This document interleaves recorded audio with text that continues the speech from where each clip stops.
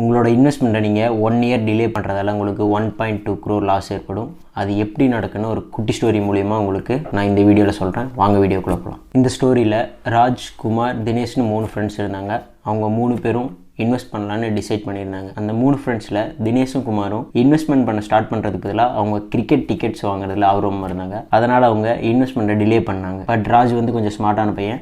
அவனோட 23ஆவது வயசுலேயே 15,000 ரூபாய் SIP போட ஸ்டார்ட் பண்ணிட்டான் வித் 12% ரிட்டர்னோட. அதனால் ராஜுக்கு அவனோட 60வது வயசில் 10.4 crores ரிட்டர்னாக கிடச்சிது. அப்புறம் குமார் அவனோட 24வது வயசில் தான் 15,000 ரூபாய் மந்த்லி SIP போட ஸ்டார்ட் பண்ணான் வித் 12% ரிட்டர்ன்ஸோட. ஆனால் அவனுக்கு அவனோட 60வது வயசில் 9.2 crores மட்டும்தான் ரிட்டர்னாக கிடச்சிது. ராஜாவோட அவனுக்கு 1.2 crores கம்மியாக தான் கிடச்சிது. ஏன்னா அவன் 1 இயர் இன்வெஸ்ட் பண்ண டிலே பண்ணதால். தென் ஃபைனலாக தினேஷ் 5 இயர்ஸ் கழிச்சு SIP போட ஸ்டார்ட் பண்ணான் 15,000 வித் 12% ரிட்டர்ன்ஸோட. ஆனால் அவனுக்கு அவனோட 60வது வயசில் கிடைச்சது வெறும் 5.8 crores மட்டும்தான். இதுலேருந்து நீங்கள் தெரிஞ்சுக்க வேண்டிய விஷயம் என்னென்னா, நீங்கள் எவ்வளோ டிலே பண்ணுறீங்களோ அவ்வளோ லாஸ் உங்களுக்கு ஏற்படும். தென் கடைசியாக நீங்கள் நான் நெக்ஸ்ட் இயர்லேருந்து இன்வெஸ்ட்மெண்ட் பண்ண ஸ்டார்ட் பண்ண போகிறேன்னு நீங்கள் சொன்னால் உங்களுக்கு ஏற்பட போகிற நஷ்டம் லட்சங்கள் இல்லை, கோடிகளில். ஸோ நீங்கள் இன்றைக்கி இன்வெஸ்ட்மெண்ட் பண்ண ஸ்டார்ட் பண்ணுங்கள். வீடியோ பிடிச்சிருந்தால் லைக் பண்ணிடுங்க, சப்ஸ்கிரைப் பண்ணிடுங்க.